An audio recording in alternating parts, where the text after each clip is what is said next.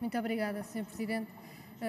Sr. Primeiro-Ministro, acompanhamos a ideia de que não pode haver reabertura de setores sem acompanhamento da situação sanitária e sem as condições de saúde pública que protejam todos e todas. Acompanhamos também o enorme reconhecimento ao Serviço Nacional de Saúde, a todos os profissionais de saúde, a quem têm estado na linha da frente. Queria dizer-lhe que foi particularmente infeliz o erro que não permitiu o aumento de 0,3% de médicos e enfermeiros. O Governo disse já que ia corrigir esse erro, esperamos que seja a breve trecho, mas queria dizer-lhe também que continuamos a achar que estes profissionais, sobretudo na saúde, mas não só, que se colocam em risco pela saúde de todos, deviam ter direito ao subsídio de risco. Bem, sei que a proposta que vem pela mão da direita tem pouca credibilidade, até porque chumbou há muito pouco tempo uma proposta do Bloco de Esquerda sobre essa matéria, mas esta reivindicação destes trabalhadores não deve ser esquecida. Queria também acompanhar aqueles que aqui saudaram a escola pública pela extraordinária resposta que está a dar neste momento, com dificuldades, sabemos. Os professores têm sido incansáveis, tem havido uma grande colaboração, há problemas que têm de ser resolvidos, mas é inegável o esforço extraordinário que está a ser feito pela escola, o trabalho fundamental que os professores estão a fazer, também naturalmente com a colaboração dos alunos, das alunas, de toda a família, de toda a comunidade escolar. E queria falar-lhe da comunidade escolar para lhe falar das trabalhadoras das cantinas escolares. Porque estas trabalhadoras não trabalham para o Estado diretamente, porque este é um serviço concessionado, trabalham para empresas de trabalho temporário, que as contratam só entre férias escolares. Quer dizer que elas nunca têm prazos de garantia para aceder ao subsídio de desemprego. Trabalham de setembro a dezembro, depois de janeiro a março, depois de abril a junho. E estas trabalhadoras estão neste momento a ser despedidas. Estão a ser despedidas e não têm nenhum apoio, nem subsídio de desemprego, nem subsídio social de desemprego, nada, ficam sem nada. É claro que há aqui um problema estrutural. Elas nunca deviam ser contratadas por empresas de trabalho temporário, aliás, nós já devíamos ter proibido as empresas de trabalho temporário ou, no mínimo, limitado estes contratos, como o Bloco propôs e o Partido Socialista recusou, com as consequências que estão à vista. Mas é preciso também medidas imediatas. Não são só as trabalhadoras das cantinas escolares. São tantos trabalhadores neste país a ser despedidos e sem nenhum apoio. E eu faço 3 propostas muito concretas. A primeira é que sejam proibidos os despedimentos a todas as empresas que têm apoios públicos ou contratos públicos. Já foi feito noutros países sobre os apoios e Portugal tem de avançar. Em segundo lugar, a diminuição dos prazos de garantia para acesso ao subsídio de desemprego e ao subsídio social de desemprego. É a única forma de acudir a estes trabalhadores. E em terceiro lugar, uma medida de emergência de acesso ao rendimento social de inserção de quem fica sem nenhum apoio. Falo, por exemplo, das trabalhadoras domésticas, dos trabalhadores indocumentados, à medida, aliás, do que a Espanha está também a impor neste momento. E pergunto-lhe o que é que o Governo acha destas medidas. Muito obrigado, Sra. Deputada. Para responder, tem a palavra o Sr. Primeiro-Ministro, faz favor. Muito obrigado, Sr. Presidente. Muito obrigado, Sra. Deputada Catarina Martins. Vou-lhe responder de uma forma mais genérica, dizendo o seguinte. Em primeiro lugar, chamar a atenção que, quando nós dizemos que a escola fechou em regra, continua de outra forma, mas fisicamente mantém-se para um conjunto de profissionais a quem foi assegurado, e mesmo para outros, a escola está a produzir e a servir 13.500 refeições diárias, agora até mais, visto que alargámos neste período para os alunos também do escalão B na ação social escolar o acesso à alimentação, porque sabemos bem que para muitas dessas crianças a alimentação que têm na escola, muitas vezes, é a alimentação de melhor qualidade que podem ter ao longo de todo o seu dia.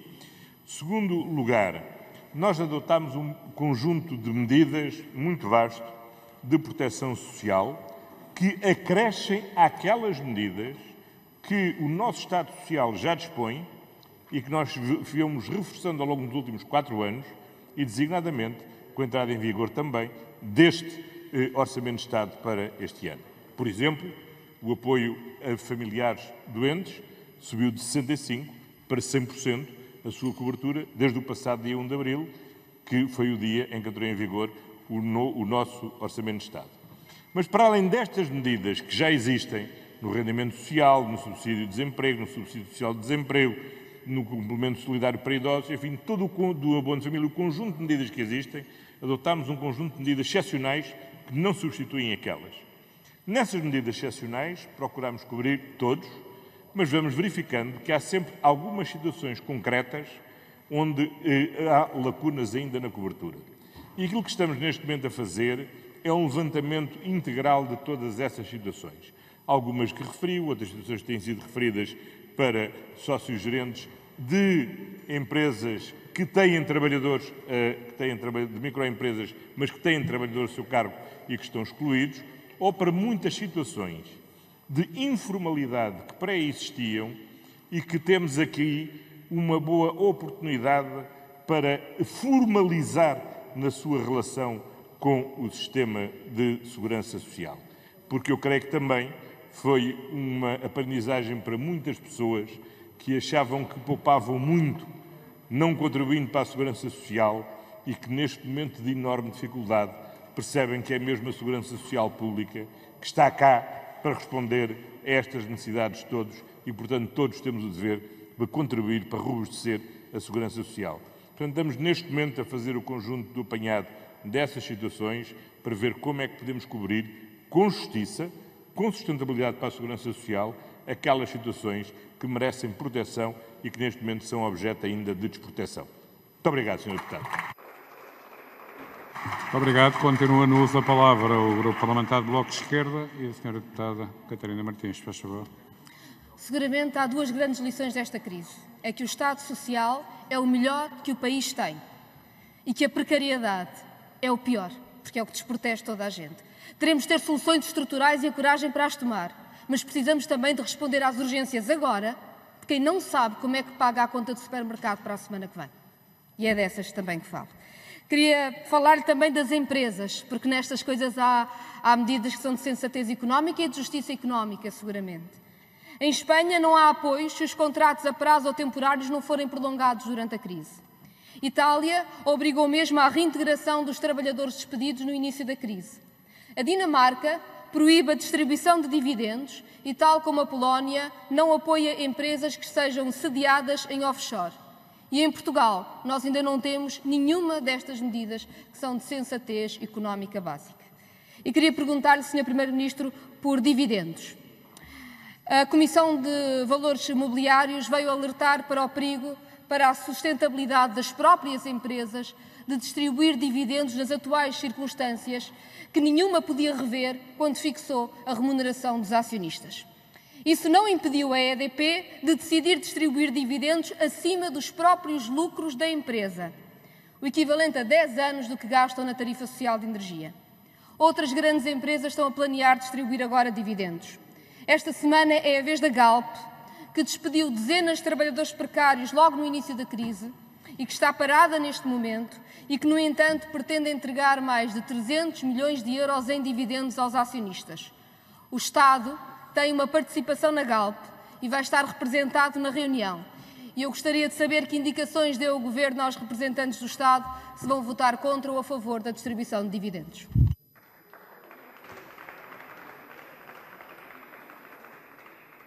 Muito obrigado. Tem a palavra o Sr. Primeiro-Ministro para responder. Faz favor.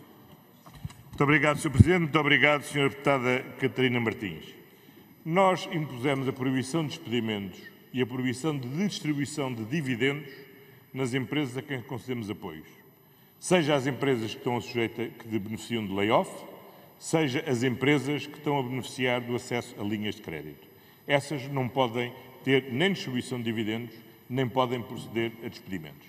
Relativamente ao resto da economia, nós devemos procurar perturbar o mínimo possível o funcionamento da economia e aquilo que são expectativas legítimas. Nós não adiámos o aumento da função pública porque achámos que nada justificava castigar os funcionários públicos simplesmente porque entrou em vigor um orçamento de Estado que previa a sua atualização em função da linha do valor da inflação do ano passado. Nós não interrompemos nem os aumentos que estão previstos para os pensionistas. Nós não interrompemos o conjunto das medidas que que estavam previstas e que estavam em vigor. E não há razão para impedir as empresas de distribuírem dividendos se não tiverem a beneficiar de nenhuma medida de auxílio de Estado. No caso concreto de uma empresa onde, aliás, o Estado é acionista, o Estado, enquanto acionista, fica muito satisfeito de vir poder receber a sua quota-parte dos dividendos a que tem direito e que é útil para financiar a atividade do Estado. Muito obrigado, Sr. Deputado. Muito obrigado. Ainda no uso da palavra está a Sra. Deputada Catarina Martins, por favor. Como é que é possível dizer que a prioridade é manter o emprego? E nós não podíamos estar mais de acordo com essa prioridade. Porque cada posto de trabalho mantido agora é não só o direito de uma pessoa, mas é a possibilidade de uma economia recuperar, e depois achar que é mais importante a Galp distribuir dividendos do que reintegrar os 80 trabalhadores precários que despediu da refinaria de Sines. Porque as empresas estão a despedir, sim, e porque os apoios públicos não são apenas o layoff. Benefício fiscal é a despesa do Estado, é apoio, e as empresas têm benefícios fiscais e despedem trabalhadores. Deixar que contratos a prazo, que o período experimental acabe, sem prolongar durante esta crise, é despedir, sim. E empresas que fazem isto estão a concorrer ao layoff. Nós podemos jogar com as palavras, mas temos que olhar às situações concretas. E há trabalhadores despedidos em empresas que são apoiadas pelo Estado. E a prioridade para salvar a economia deste país tem de ser o emprego e o salário, e não os dividendos que bem podem fugir para a Holanda ou para um qualquer offshore. Mas, Sr. Primeiro-Ministro, queria-lhe falar também da banca. Porque se nós queremos regras apertadas para as empresas, também achamos que as empresas precisam de apoio. Aliás, temos dito, por exemplo, que nada justifica que um sócio-gerente de uma empresa, uma microempresa, por exemplo, um ATL, um café, porque tem 2 funcionários, não fique sem nenhum apoio neste momento. Mas quero perguntar-lhe sobre as linhas de crédito, porque a linha inicial de 400 milhões de euros já se esgotou.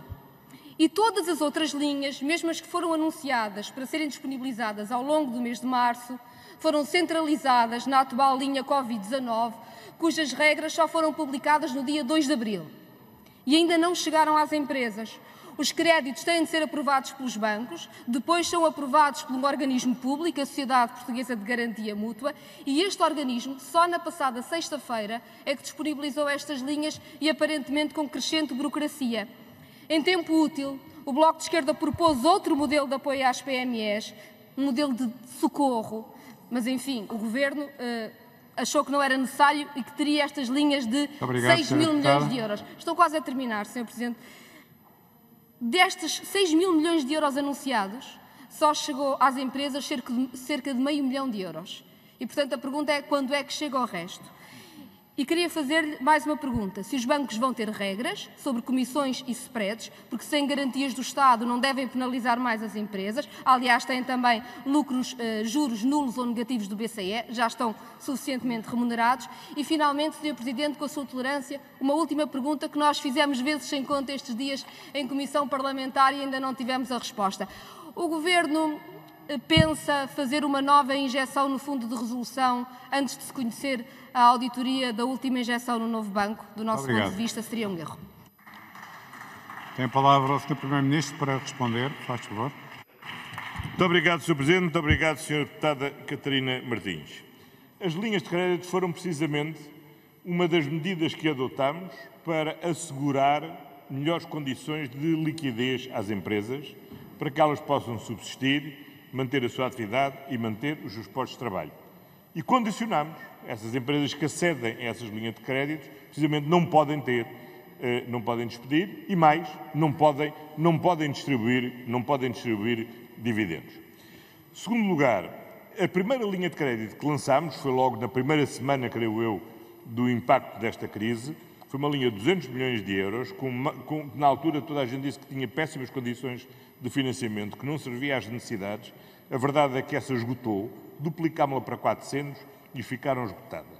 As novas linhas já beneficiaram das autorizações da Comissão Europeia em matéria de ajudas de Estado, que sim impuseram regras.